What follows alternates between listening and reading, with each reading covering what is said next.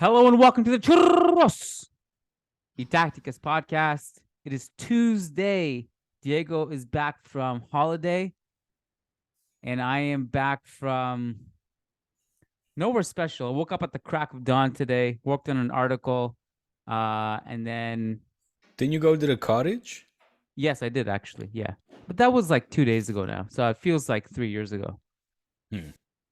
So, but that was fun. I did a cottage, did some kayaking with my kids, and then oh, cool. Yeah. And I kind of like, it's weird, like in this industry when you're covering news about football, yeah, you miss one day and you feel like you've like completely missed out on everything. You're almost news like I just throwing in the towel. I'm done. Like I missed everything. I can't. How am I supposed to like catch up now? So it was nice to be back in the routine on Monday where you're just like, okay, getting back into the routine of making sure you don't miss any news, reading what you want to read, writing what you want to write, back to the podcast schedule, etc. So it's nice to be back in the groove. But yeah, how you doing, man? I'm good. I came back from celebrating our 10th wedding anniversary between my wife and I. I think I mentioned. Congrats. Thank you. The claps were blanked out by your microphone. That hold on. Let me do this thing. So original sound from musicians is off. I turn it on now. There we go. All right. But yeah, I planned a surprise trip to the very magical, organized, chaotic city of Marrakesh in Morocco. If you haven't been, it's absolutely worth a visit. Wonderful city. It feels like you go back in time. It's the people are very friendly, but 4 days as a foreigner, I think, is around the right amount of time, 4 or 5 days, because it's tiresome as well. It's tiring, not just because culturally there's so much to see, but it's like everywhere you go, Kiyan, you gotta haggle. Everything's a negotiation, constant negotiation, and that as a Westerner is, of course, we're not used to that anymore. You know, the art of negotiations. The price of negotiating is yes, exactly. You're not used to just having to literally haggle for everything. So that got a little tiresome and annoying. I'm not gonna lie, it got very annoying after a little while. But again, that's not to say, and people are very charming, very friendly. So there's so much to see. There's so much poverty as well, which is very saddening. And so you have this kind of sense of guilt again from as a foreigner, as a Westerner going there, seeing all this poverty and at 1 a.m. kids still out in the streets selling pastries and sweets and stuff. It was an eye opener. It's the first time that I've been to North Africa. In fact, the African continent in and of itself, I'd never had the pleasure of going there. So it was a learning experience for me, an eye-opener, and one that I thoroughly enjoyed, with all the hardship as well of seeing so much poverty and, being confronted with that. And yeah, like I said, having this sort of sense of guilt. You know what I mean by that? Like sort of feeling like, I don't know how to describe it, but you're there negotiating, haggling the price, and you're trying to get what you deem or see as a fair price. And in the end, you're kind of just cave in because, you think, well, these people have nothing. And then you walk away feeling kind of shafted, annoyed with yourself because you're like, damn, I'm just paying fucking European prices here. So yeah, all those. It was a mixed emotions, a bag of mixed emotions, but a beautiful experience for sure. Awesome, man. Yeah, I've obviously been to places similar to that. And I know what you're describing. So the kids were with the in-laws, or your mom or your dad? Or... Yeah, with my dad. Yes. My parents are here, and so it was just really, really nice to have that moment. It was been such a long time that my wife and I haven't had such a long amount of time. Like I said, we were there for 4 nights, so call it 5 days, with obviously 2 days where you're traveling. So but just to have time, the two of us, and be able to have that luxury of being able to think for ourselves or for each other, as opposed to having to nurture and care and constant entertain the kids. So as you know as well, Kiyan, as a married man and as a father of two, that's the day to day. You can kind of forget how important it is to nurture the relationship between your wifeski and you. So it was really good and much needed, and much appreciated for my parents to give us a helping hand. So did you miss Sunday night's game? Spain, Croatia? I did. I fully missed that. Yeah, my father, my pops kept me in the loop, telling me just how boring the game was, and most finals are. Yeah, this whole Final Four of the Nations League. Yeah, but it seems like this whole Nations League Final Four has just kind of been a bit of a dud. Even though Holland, what was it? Holland, Holland, Croatia. Sorry, Holland, Croatia went down to the wire. It seems that Holland also has just not been playing well under Koeman, and it's all shit. And sorry, I said Holland, Croatia, but Holland, Italy, of course, for the third place was a complete another shambles, according to my dad. So I didn't watch it. I told my dad, because we watched the Spain-Croatia game together. It was Father's Day, and I told them Netherlands won that 3-2, right? That I got that score right. No, Italy won 3-2. Lost. Yes. I told my dad, I said, Italy got third place. He's like, third place in what? I was like, Nations League, the third place game. He's like, why is there a third place game for Nations League? I was like, I don't know. It's a good question. But the France-Spain game, Frankie de Jong asked that same question. France-Spain a couple years ago was pretty entertaining. Remember the Benzema goal to the game winner where he cuts in and scores far post, beautiful goal. There was a parade. I don't know if that's a normal thing, like when people win the Nations League, is there typically a parade? But there was a parade. I mean, obviously, let's be honest with ourselves. If on a degree of importance of the UEFA Nations League, with all due respect, with 10 being important and 0 being Diego Lorijn didn't even watch the game, I think it leans toward not that important. Are we justifying the parade? Did we think it was necessary? I didn't see the parade. I saw the quote unquote celebrations or the shambles in the Whizzing Center. And I think they're countries that are winning it. I don't know how Portugal, what they did in Portugal when they won it, but I feel like national federations are still trying to figure out exactly how to celebrate or commemorate celebrate the achievement of winning the Nations League. Like you said, it's not up there yet with the important tournaments like the Euro Cup or the World Cup, obviously. And it might never be. This is just another way to kind of rake in some cash or give value, give meaning to maybe the summer friendlies that we all criticized for years on end, which I seem to remember both you and I were in agreement and concurred that yes, this is indeed a step up to just absolute meaningless friendlies, and I still stick to that stance. But yeah, to kind of interrupt a romantic dinner and tell the wife on her 10th wedding anniversary that, hey, I have to watch the final, the Nations League final. Sorry, baby. It's not that important yet for that excuse to stick. Yeah. And that's why I don't complain about Nations League, because I do think it's better than friendlies. Like friendlies, no way in hell am I really reorganizing anything to watch a friendly. But a Nations League I'll watch. There is prize money at stake, to be fair.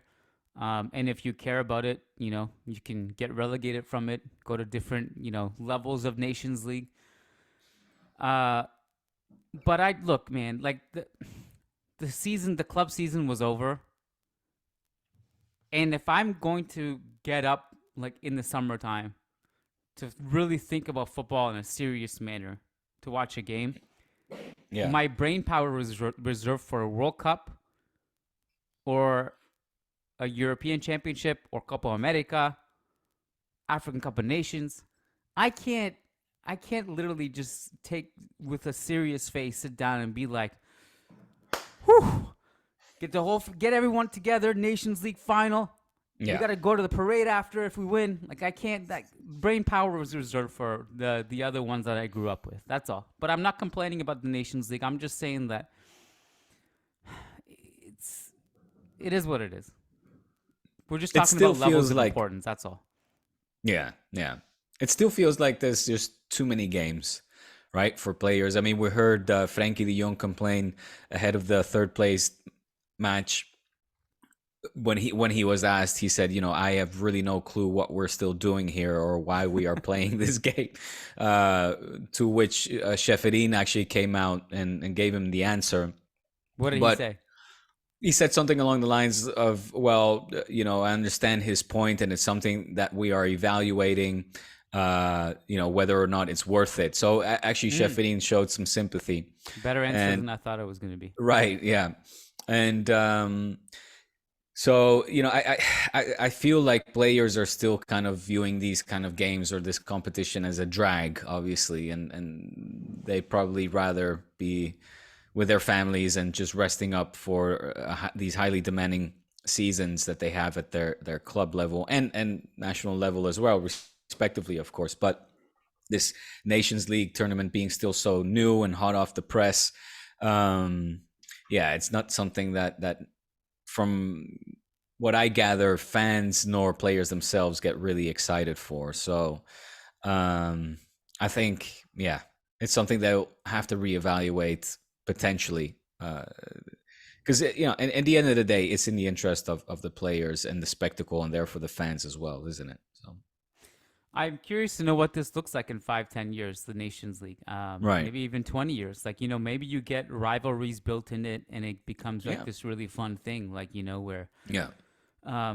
maybe heated games in some nations, like, it just becomes more important. Like, people will see the parade. I don't know. I guess I'm just curious. I don't want. So parade. Was there a parade? I might have missed that as well. Was there an actual parade through the Castellana in a bus? And I just saw the thing, like the clips. I think that everybody saw in the Whizzing Center with Joselu saying "A la Madrid" and then Gavi obviously getting. What is the Whizzing Center you referred to twice now? The Whizzing Center, my friend. It's where your basketball team. Yes. I don't. It just sounded like you were saying whizzing, like P, and I was confused. Oh, whizzing. No, whizzing. Whizzing. Okay. No, I The Whizzing Center. Just people go there to piss. I don't know if it was an actual parade, or if it was just like they get gather in the square. I don't know. I think it was just a gathering in the Whizzing Center. Yeah. Maybe. Did you see that? I saw the only clip I saw from it was the Gavi one, because that's the one that went viral. Like, I don't. Yeah. I didn't like sit down and watch the parade. Like, I didn't. I barely even watched, like, when Real Madrid wins Champions League. I even barely watch that parade. I'll just like have it on the background. I'll cook, or I'll like catch someone will post the like highlights of like someone said something funny, or if Ramos threw a trophy over the bus. I'm not going to watch a Spain parade. So I don't really know exactly. But the clip that I saw that went obviously viral was Gavi getting the insults. So we're here now, like some, I don't know, 15 minutes into the podcast. We finally arrived at this part of the podcast where we talk about Gavi getting insulted. So I don't know how much there is to discuss. I'm sure you have your opinion on it, but I just want to say I think it's really, really stupid when fans do that.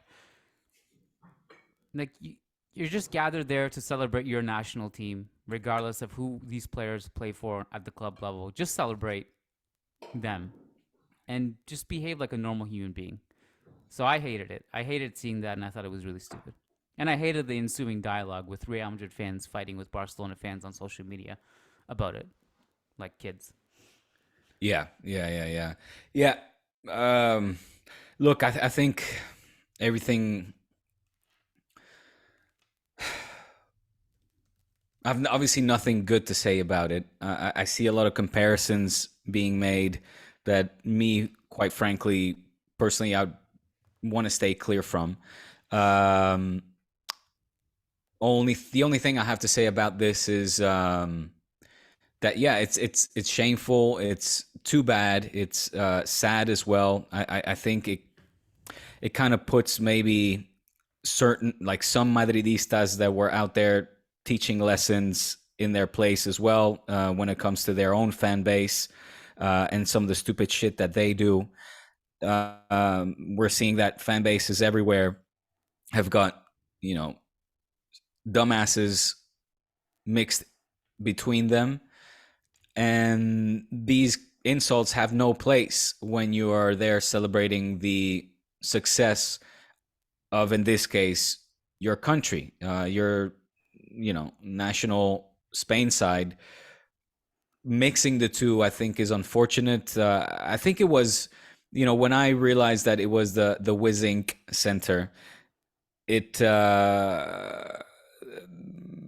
I think it was something that could have been anticipated when somebody as divisive and that stirs up so many emotions within the Madridista fan base, like Gavi, comes up to take the microphone, purely because the Wizink Center is, the place where Real Madrid play their basketball tournaments. So it's a place where I would have imagined the majority would have been Madridista. Now, that might be me jumping to conclusions, but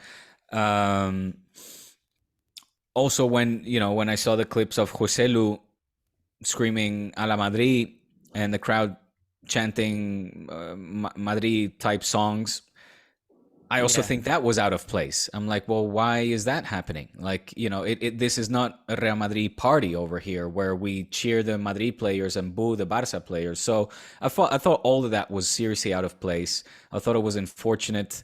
Gavi is a young kid at the end of the day, still 18. He just got his driver's license and is somebody that, when it comes to public speaking, is I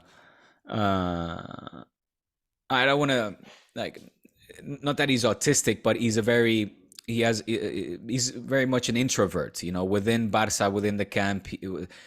When he was brought up from the youth ranks, there was always, this sort of approach with Gavi that said, not approach with caution, but, he was somebody that had to be sort of,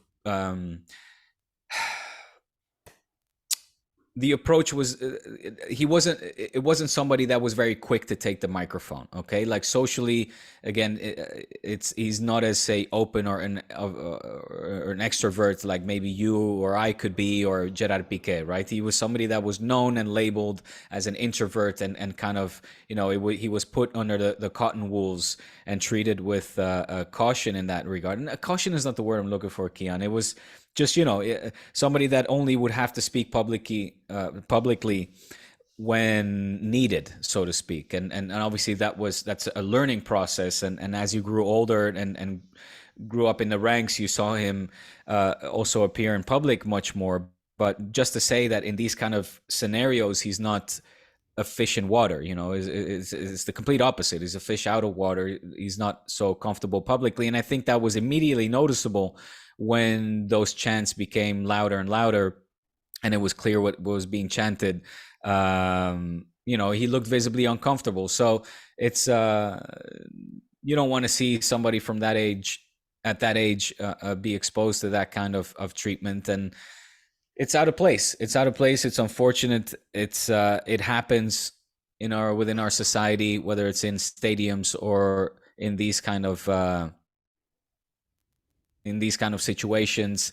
And I think, we need to learn from that and hopefully improve as a society to kind of separate our passions and love at club level and not take it out so much personally on players, whether it's based on their race, based on their culture, or based on the shirt that they wear and get paid for to play. So that's maybe wishful thinking. It's a topic that, of course, has been very hot lately, and it continues to be so. But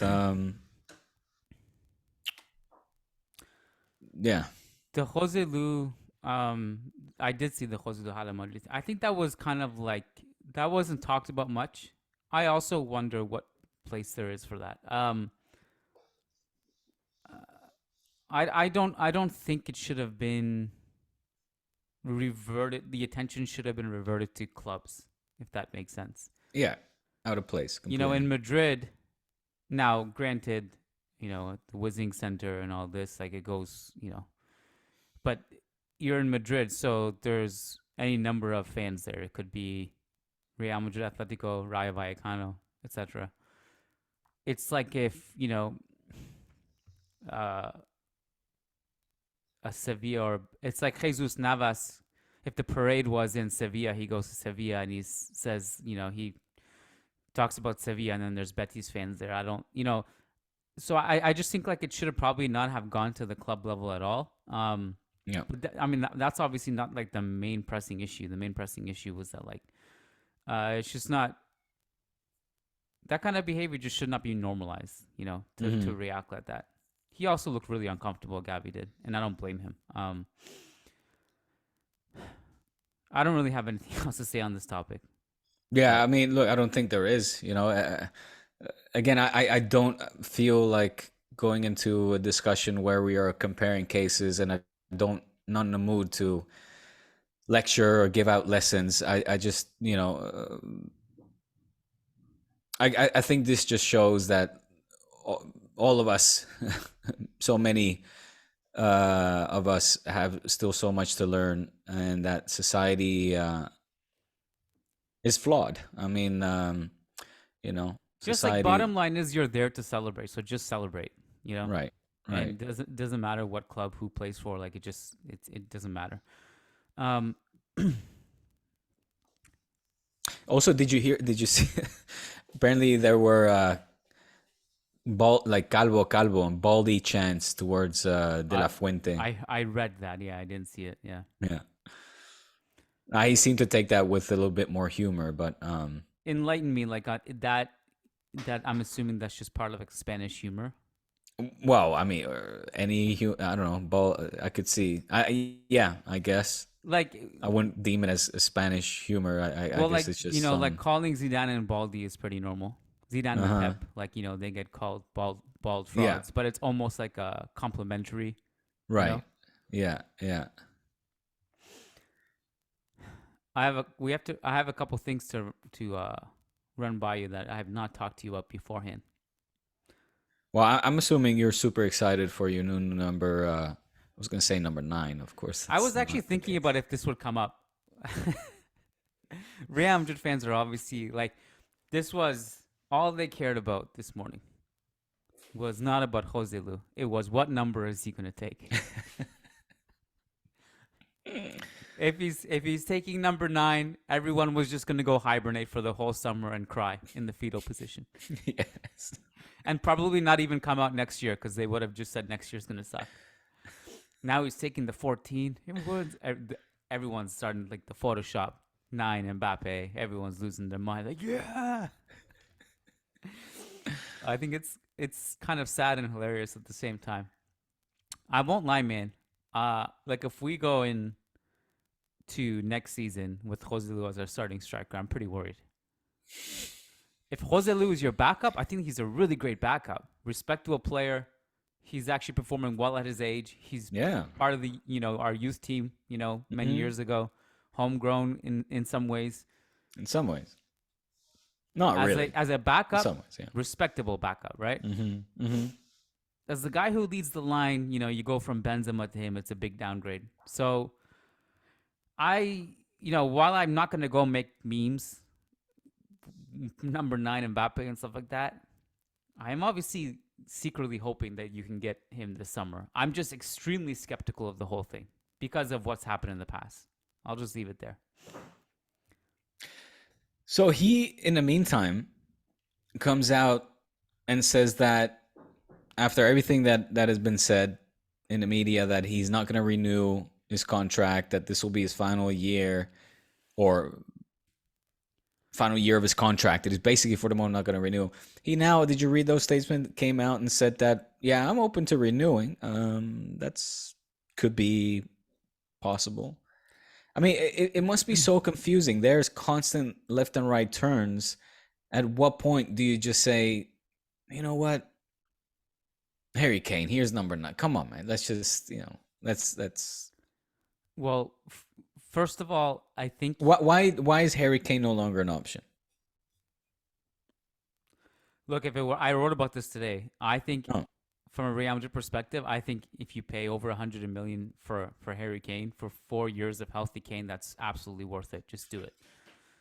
Of course, if he comes and he gets injured and something goes wrong, it's terrible. But he's had, for the past 3 years, he's been healthy. So yeah. And he's been scoring like outside of Mbappe, Haaland, right? Like he is the best goal scorer in the world. And so I think you take that if you can. But obviously there's the obsession. There's the Florentino Perez, like, yeah, Kane over here. And by the way, that's not even a guarantee. You're dealing with Levy, so like, who knows? But then it's like this Mbappe is over here. Maybe we can get him. And I think with regards to the Mbappe, like constant change of stances and opinions, he's very intelligent. He knows what he's doing. He's manipulating both teams. He knows the. Do you want that kind of player? Well, that's the question. That's the question. I'm willing to bet if Mbappe comes to Real Madrid, he comes with baggage. The question is, do you care about the baggage if he brings you trophies? Do you care that there's some problems in the dressing room if he's winning Ballon d'Ors and he's winning Champions League titles and he's scoring 50 goals a year? Do you really care? Like, let's be honest. Like, when you go back to the Cristiano Ronaldo era, he was not a perfect example on and off the pitch. But did fans really care? It becomes a problem when you start sucking, and then it's a big problem if you also suck as a person. But and I think that's the trade-off. So what guarantee? But what guarantee do you have that titles will come in and that you're not bringing in poison into a locker room where you need to actually, what you need to do is bring in leaders and examples for these very, very talented young players that you guys have on your roster, and not somebody who walks around like a prima donna thinking that the world owes him something and he's God's gift to everyone. I love this. This is Diego Lorijn shivering in his boots, trying to bring logic to the debate. Do you guys really want him? Like, he's not that good. He's like, you need leaders. I just think he's poisonous. No, I've stayed consistent with that. I think his attitude is poisonous. So I generally agree with you. And, I brought this example for those who follow the NBA. I'm talking about like someone like Kyrie Irving, who was pure poison. Literally lights every single team on fire everywhere he goes. One of the greatest dribblers in basketball history. I love him. Yeah. I would not, he to me is not worth it. Like, if I'm an NBA team, I stay completely clear of that guy, regardless of his talent, because he's just not a guarantee. I don't put Mbappe in that category. I think Mbappe is good enough and well-liked enough by the players themselves. Even the fans get annoyed with him. He's really good friends with Vinicius, Camavinga. From a player relationship standpoint, he seems to mesh well. I don't know how much friction there was between him and Benzema by the end of it, but Benzema's not here anymore. I don't think Mbappe is like a Kyrie Irving level. First of all, he's a better version of an athlete. He's a better footballer than Kyrie Irving is a basketball player. And I don't think his baggage is as much of a Kyrie Irving. I'm just drawing that parallel just because everything's relative. But Kyrie's a champion, though, huh? The proven champion. Sure. I mean, Mbappe has a World Cup.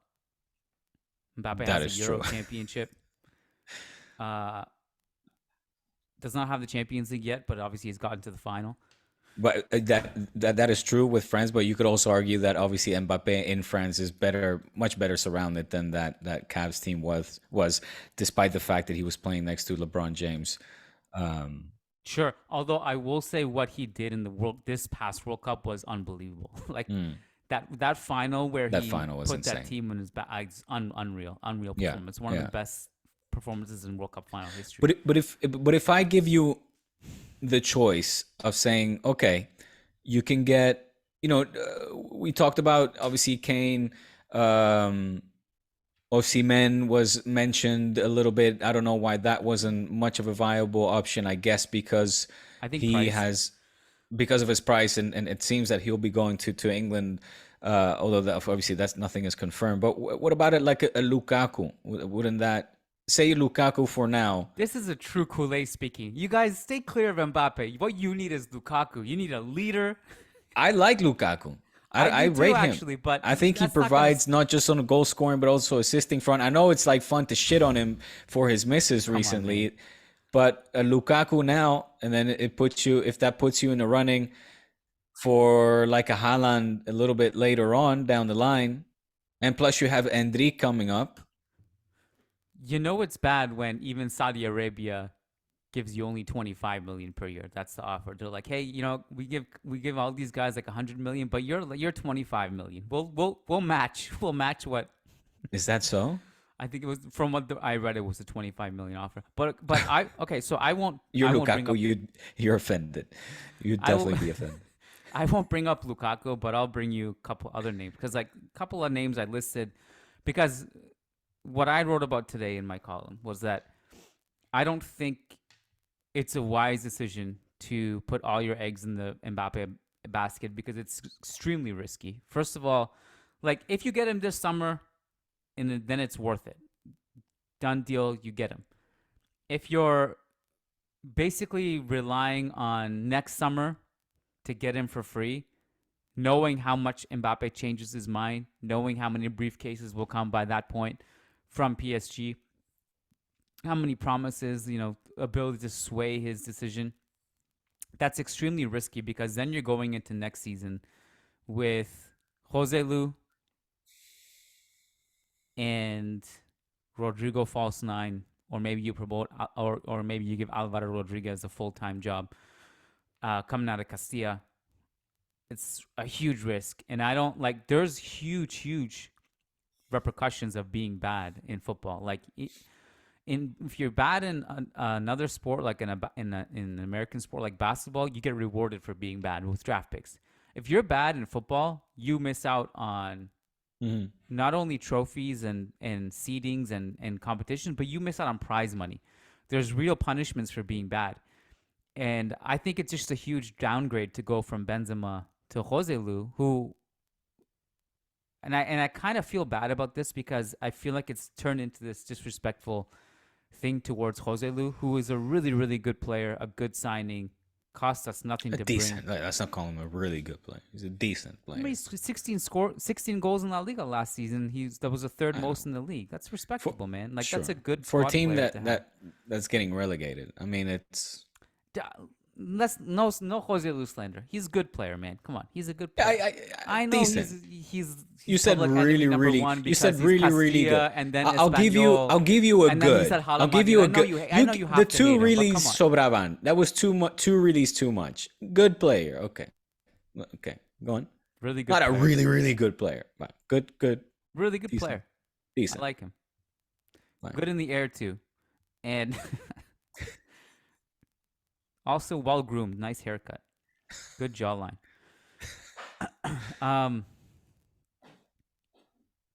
Where was I? What was I saying? He's a good player. But like, do you really even need a proper number 9? Like, you could argue that Benzema, and I'm sure you guys have done this on Managing Madrid, was never a natural, true number 9 as it is. No, but he scored like a number 9, and he did everything else too outside the box, linked up play, and that's the thing. Like Lukaku. I don't know. Next, I feel like. Would you not get excited? Let's say you get a Lukaku. Let's say you get a Lukaku for, I don't know, toss a figure there. Reason of 40 million. I'm not paying 40 million for Romelu. You would be downtrodden. The name I would look at if I'm not getting like an elite striker like Kane, the name I would look at is actually someone like Goncalo Ramos, who I think he's only 22. I included him in my column. Like, he's decent outside the box too. No one's as polished as Benzema, and he certainly is not either in his link-up play. But promising, much cheaper. Like, that's the kind of name I would look at if you can't get Mbappe, Kane, Osimhen, who we've never been linked with. Some of the other names that have kind of circulated on the fringes, like I want no business of, like Vlahovic is one. What about Julian Alvarez? Yes. Too much money, though. I would take him, but he just extended with City, I think, and I don't think it's possible. Yeah, no, I don't think you're getting that. But I would look at a name like Goncalo Ramos. I also think, like, if you're not signing anyone, which I think is disastrous, to be clear, I think you have to bring in Alvaro, bring him into the first team role. Also look at players like Arribas. It's a really dangerous game to play if you're waiting until 2024, and it's gonna look really, really bad if he resigns, if he renews with PSG. What is the little? We're digressing here. What's the Castilla situation? Have you guys played your next round of games yet? We've played the first leg. The second leg, I think. Results, please. Oh, it was a draw. 1-1, I think it was, or was it? Yeah, it was 1-1 against Eldense, right? Eldense, yeah. And then the next game is in the. It's this weekend. Di Stefano? No, first game wasn't Di Stefano. Oh, come on! Look in your lips. So was your boy playing there? Arribas? Yeah. Yeah, he scored the equalizer. Okay. So he's back. I mean, if he was playing against Barca, it would have been lights out. Like, it would have been 10-0. Stop it. If we had our captain, there would have been no chance that any goal would have gone in. So,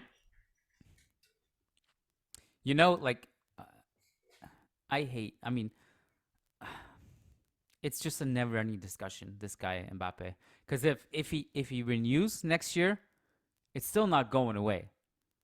2025, 2026, 27, 28, 29, until he's like virtually like he can't walk anymore, this is going to be a conversation that Madridistas are going to have. And the media is going to also, like, I think a lot of people just don't know anything, including the insiders. You just know as soon as Joselu got number 14, they were writing the headlines. Real Madrid plan on giving the 9 to Mbappe. Like, they just pre-wrote it, you know? Were some Madridistas, like, did they see that as a disrespectful act? Or was there any kind of... To Joselu? Was anyone like, oh, Joselu deserves the 9, and why would you shaft him like that? He's a really, really good player. I don't think anyone has that thought planted in their brain. Okay.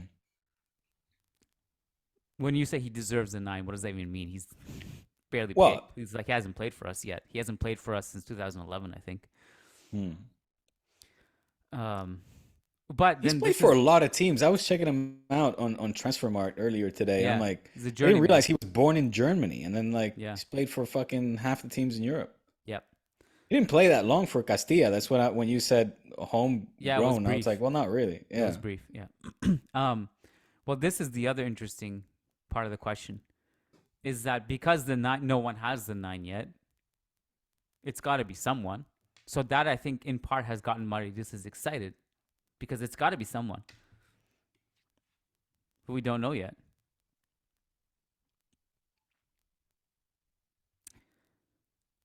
Unless it's Alvaro.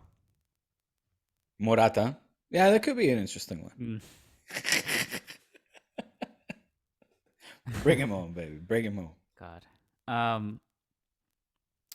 When you saw the video of... or maybe you didn't because you were away in Morocco. There was that video on the weekend with a fan asking Florentino Perez if there's going to be any more signings, and he said no. Did you see that? No. Okay, so this is a video that went viral this weekend. Okay. Florentino Perez was signing autographs, and someone had the video camera out, and he was like, "We're gonna sign Joselu," and he's like, "Yeah, soon. Like it's gonna be announced." And then he was like, "Any more signings after that?" And Florentino just goes, "No." That's it. Deadpan. And the video went viral, and Madridistas were just losing their minds, man. Depressed. Like, it just complete meltdown. And Summer's over. I have to I think Florentino has some pretty dark humor. Like it's just like deadpan. He's like, no. He knows he's being recorded, and of course.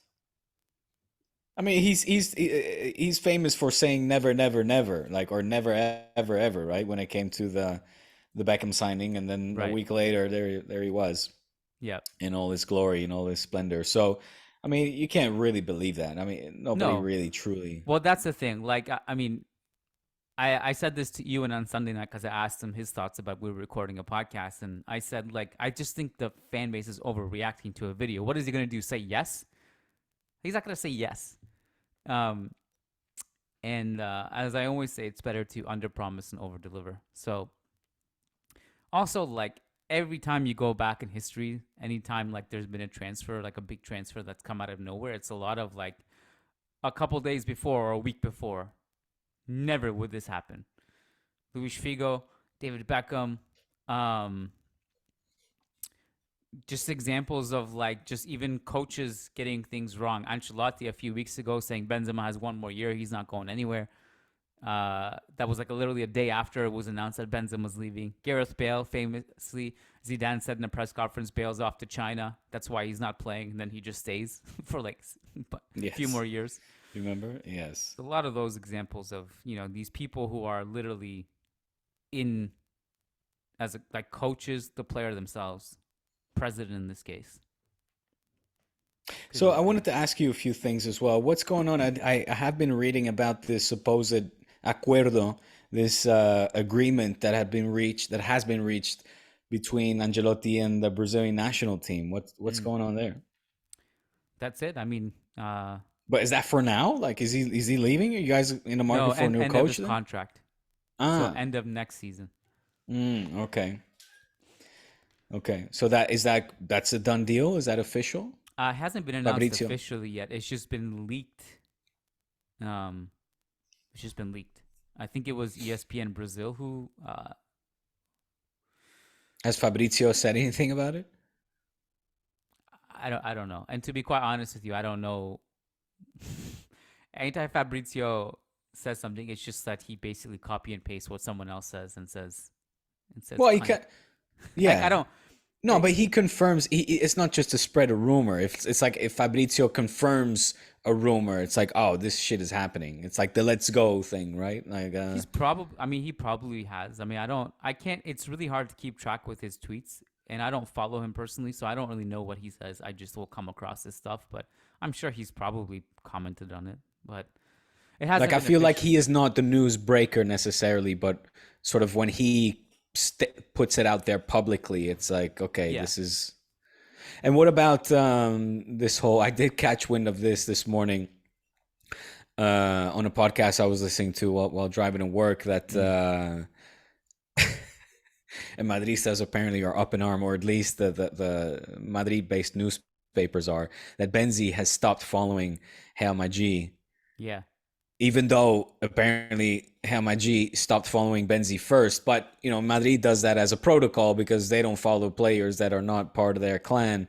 But if the player then stops following them, like apparently Cristiano did, then it's a problem and it's a massive disrespect. What's the Madrid community saying on Managing Madrid? I have no idea. I mean, I did you know about this? I knew about it. Yeah. I mean, I don't know what they're saying. I honestly have no idea. Are you Are you like, man, Benzema, why you gotta do us like that? I couldn't care less. Okay. Couldn't care less. I don't even follow Real Madrid, Diego, just so you know. Yeah, I don't follow like any players. Stop it. I don't follow Real Madrid. I just stop it. Listeners, prove this man wrong. Bombard his profiles now. I do not believe that for a second. You're telling me that you don't follow I follow any... like 100 people or less. Okay, well that's a lot. Maybe. To go from I don't follow any to I follow 100. No, I said I don't follow any players or teams. Like I just don't. I only follow journalists and friends, basically. But So you're sticking by. You're only following. So those 100 that you're following are not players or Hamaji. No, because they post boring How stuff. come? Why? They post boring stuff. They're just very like. Right. I have no problem with it. I just I'm not interested in filling my feed with Danny Ceballos posting a picture saying, "Great victory, 3 points." Right. Cool. Right. I got you. It just floods my feed with unnecessary. I mean, Managing Madrid follows everything and everyone, so I can just see it there too if I'm logged into that account. There's the loophole. There's the loophole. Yeah. I have to go, man. Starting. All right, man. Get out of here. Just get out of here. Already. When's our next podcast? Yeah, well, from my side, there's nothing exciting to say. Of course, in Can Barça right now, all the focus is on, I believe, exits before we can talk about players coming in. So congratulations, Gavi is top 3 Golden Boy this year again. Of course, but he's not number 1.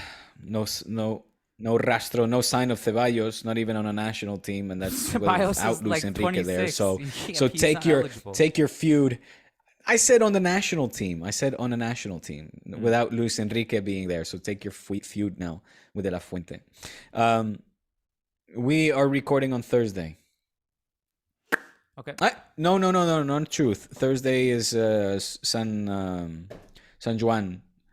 Okay. It's a big celebration. We'll have to wait. Probably Friday. Okay. All right. Friday over on patreon.com/Churros y Tácticas. If you're a patron listening, send us your questions for that show. Diego, it was a pleasure. Always is. All right, man. Much love. Peace.